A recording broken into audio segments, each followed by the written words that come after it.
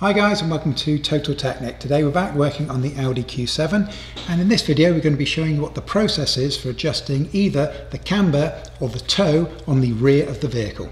So in our video today we're actually going to be adjusting the toe. However, the process is absolutely identical, so we're going to be showing you the adjustment on the toe, but if you need to do a camber rather than a toe adjustment, you can do that. The bolt and the principle of doing the adjustment is 100% identical, so you can adjust either of them once you know how to do it. Okay, so what you'll see on our setup, we've actually got a couple of arms here. We've got this one right at the back here, and in front of that we've got another one here, and both of these two arms have what's called eccentric bolts fitted. And what those bolts do, they allow us to adjust either of these arms. Now this arm here, the rear one, this is actually for your camber adjustment. So you'll see this arm comes down into the bottom of the wheel, so when you move this one backwards and forwards, that's going to move your wheel vertically in and out in this manner. However, on this video what we're looking at is the toe adjustment, and that is the rearmost of these two arms. And so we're going to be using the eccentric bolt to adjust the toe in, which is adjusting the wheel in this motion. So your camber is basically doing it this way, like that, and your toe is doing it the other way, like that. Okay, so the way these work is fairly simple. What we've got here is what's called an eccentric bolt. This is actually the nut side, so you can see we've got the nut here, and directly on the back there we just have the standard bolt head. And what you can see is we have this large circular section which is on both sides, both the front here and the rear that we're looking at here. And you'll see that kind of sits between these metal brackets on either side, just here. And this circular disc, you'll note, is off center with the bolt that's coming through it. So the bolt is not coming directly through the center of this disc, it's coming through to one side. And that's what's going to allow us to make the adjustments. So before we make any adjustment, what we need to do is work out which way we actually need this to move, and so which direction we're going to be turning this bolt to turn this disc. Now in our particular case we have zero toe in, so the measurements are identical on both sides of the wheel. So what we need to do is we actually need to create some toe in, so we're going to turn our wheel in this direction. We actually need to turn the front inward. But you'll notice that this suspension arm is attached to the rear side of the wheel. So because this is attached to the rear, if we can make this bolt move in this direction, that will push the rear side, the rear half of the wheel out, and at the same time the front will come in. So by making this go out, that will adjust it so that we're going from have no toe to toe in. And likewise, if you've got too much toe in, if you're already at quite a big angle and you want to reverse it back up, then of course what we want to do is we want to draw this bolt back in so that the rear of the wheel comes back in as the front of the wheel goes out.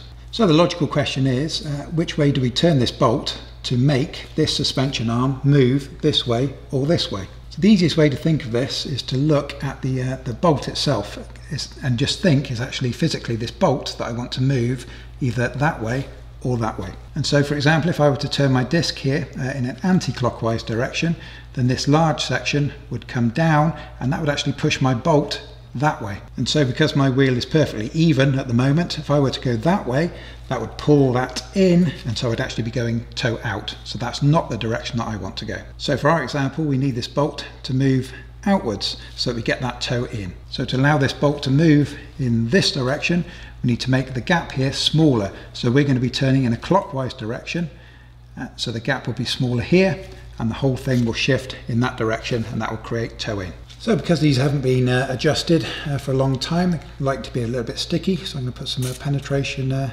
fluid onto these, just let those soak in. I'm using plus gas here, but liquid wrench or even kind of WD-40, anything that will just get in there and help loosen up the threads a little bit. So I've got a good amount on this side, which is the rear, so I'm just going to go around to the other side, which has the bolt head on, and I'll do exactly the same there. So next I've just come around to this is the other side. This is towards the front of the vehicle in this direction, so this is the actual bolt head. And what I'm going to do is I'm just going to give this a good dry off, because what I want to do is I want to actually mark this before I make any type of adjustment. The reason being is we'll have a mark to work from, so we'll know approximately how much adjustment that we're making when we make our adjustment, and second to that is we'll know where it was originally. So if for any reason you want to put it back to exactly where it was before you started, we'll have that marked. So give it a good dry up where I'm going to put my little mark. So what I've done there, I've just put a little scratch just on the plate here. Now a quick tip for you before you go ahead and undo the bolt. We are working on both sides of the car today, so I do apologise if we're shifting between left and right, but it'll all make sense, I'm sure, when you come to watch this. But basically a good idea before we slacken this bolt off is to take the measurement as it currently exists, just in case when we undo that bolt and we're counter holding we do get a little bit of shift. So what we ideally want to do is find a place where it's easy to take an accurate measurement. Now as we can see, we've got this little cutout here, so I'm just going to clean the end of that cutout out, make sure there's no rust or anything in there, and that's going to give me a point from there from which I can measure. However, because what we're measuring against here is rounded, obviously the measurement would be completely different if I measured it up there and if I measured it all the way down here. So what we need to do is find a point where it's fairly easy to get a measurement from it, which is just kind of below the bolt with this head just here. I can get a good measurement there. So what I want to do is put a little mark on there so that when I come to remeasure this later, we can ensure that we're always measuring it at the same point. To help us mark things up, we can use just a bit of masking tape, which I'm going to stick in here. I'm going to use this to mark both my point that I'm measuring against, as I just mentioned, down here, and also I'm going to use it in a short while to mark the measurement against the bolt here as well. So if I get a piece of masking tape in there, you do have to kind of dry it off if you've used the penetration spray. Just make sure that sticks fairly well, and then we can use that to easily put any pencil marks on there that we need to. So I've just marked on there, that's going to be the top of my ruler in that direction. I put a pencil line there, and that's where I'm going to take the measurement from. So now carefully note down your starting measurement, which for me is 87.5 millimeters. And so once we've got this measured up, we're obviously going to go through the process next of slackening this bolt off and showing you how the backwards and forwards adjustment works. One thing to note is, let's say for example you need to do a 1mm adjustment in either direction depending on what you're doing, then when you measured it, you've probably measured it from the outside edge of the rim of the wheel there. And note that the suspension arm is actually inset, a good few inches, and also is at a slight angle in relation to the wheel. So a 1mm adjustment on here won't be exactly a 1mm adjustment on the outside of the rim there, but it'll be pretty darn close. So unfortunately with these things it might take you 1 or 2 attempts to kind of get the adjustment that you need, but just remember that 1mm on here will be pretty close to 1mm on the outside, but may not be exact. And the other thing I've done quickly, I've got my little scratch mark that I put here with a screwdriver on the disc on this head here. And I've also extended that line down onto my masking tape here. So if I need to turn this bolt back to it, for any reason I want to reset it back to the exact position that it was before we started making any adjustments, then I've got that mark there as well, so it'll be quick and easy to do if you need to reset it. Okay, so both of these are size 21, and we want to counter hold the bolt, so we don't want that turning when we're making our adjustment.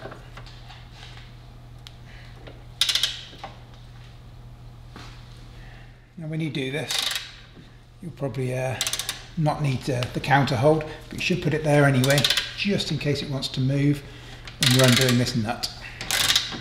And what you'll find is this nut shouldn't need to come off completely, in fact it shouldn't. You'll get to a point where it should naturally stop. So there it becomes tight, and that is absolutely perfect. That's all you need to do to slacken it off to that point so that we can make the adjustment on the other side.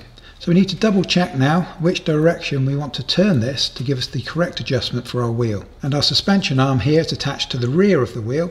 So if this bolt were to move in this direction, then that would push the rear of the wheel out, and so the whole wheel would move in this direction. So the front of the wheel would move in as the rear moves out. So that would create toe in. So moving this in this direction is going to give us toe in. And so of course the reverse of that, if you need to move it the other way, if you've got too much toe in already, then what we need to do is we actually need to move this bar in this direction, and so that will pull in the rear of the wheel. The rear of the wheel will go in this direction, and the front of the wheel will do the opposite, so that will come round and that will reduce the amount of toe in that you have. And the easiest way to think of it is, rather than kind of looking at these big components, is just to look at where the center of this bolt is and compare that to where this is, right here, this little edge of the bracket at the front here. Now you can work out whether you need to make that gap between here, which doesn't move, and here either smaller or bigger. And in our case, we need to create more toe in, so we need to push the rear side of the wheel out, so we need this gap in our instance to become smaller. So then if we look at this circle here, now if I was to turn this clockwise, then this is actually, this disc would come round, and you'll see this would actually force this bolt in this direction, so that would be the opposite direction to the direction that we would require. So for us, we're going to be turning anti-clockwise, so that the gap between our bolt and here becomes smaller. So we want that thinner side of this kind of eccentric part to come up, so we need to turn ours anti-clockwise. And a quick note on these before you adjust anything. These are only designed to give you a 90 degrees in either direction. So you shouldn't be turning this continuously in circles. If you don't get, if you don't get it to where you want it and you've gone past it, don't try turning it the same way. Go back. So you constantly rock it around and around. Don't try spinning it in one direction. These are only designed for 90 degrees. So chances are, if you're watching this video, you're doing your own wheel alignment at home. And so you need to kind of work out how much you need to adjust this by, and that's why we've put these little marks on there. So let's say, for example, I think we need about 1 millimeter of adjustment here. Then what I want to see at the moment, when I look at these straight on, both of these are in perfect alignment. So I'm going to adjust these so they're approximately 1 millimeter out. So having these little marks are going to be a useful little kind of guide for how far you're going to need to move it. So as you can see, it doesn't take a lot to move this arm, because we've already done the nut on the undone the nut on the other side. We can adjust it as freely as we want to. Okay, so just to give you an example, as we've got this free and easy at the moment, there's the little mark and our little punch mark there, and you'll see I'm going to over exaggerate. We only need 1 millimeter, but say for example, if you watch this this bar here, if I adjust it a lot, you'll see this start to physically push the wheel out. Don't know whether you see that moving. Basically, as I turn anti-clockwise, that's pushing that away and pushing the rear of the wheel out. I've got 7.8 there, so if I make my adjustment, I can adjust that to 7.9, and there's my 1 millimeter right there. Another thing to mention whilst you're doing your measurements is remember that as you do this adjustment, the back of the wheel is going to go out, and so the front of the wheel is going to come in at the same time. That's going to create your toe in.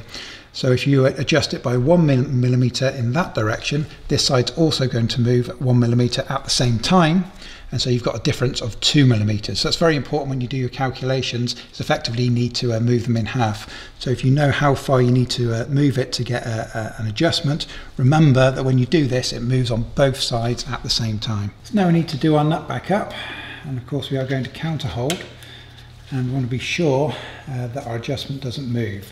So I want to make sure that I counter hold on the back, because when I'm tightening this up, again, I don't want that nut, the bolt, to be able to turn. Now, with regards to the torque specification, they don't actually give you a specific torque in the Audi workshop manual for this, so we just need to make sure we get it nice and snugged up. We don't want it ridiculously tight. There we go. And so that's how we adjust these bolts, and so obviously you're going to have to do your measurements again, and hopefully your adjustments will get you where you need to be. As mentioned before, the way that you adjust the toe in or toe out on the rear here is the same as doing the camber on here. You've got the same type of bolt, exactly the same principle. So hopefully this video has been helpful or entertaining for you. If it has, can you take 1 second out of your busy schedule just to be sure to hit that like button for us. Likewise, please consider subscribing. We've got loads more great content on our YouTube channel just waiting for you to check out. We really appreciate it, guys. We'll see you again.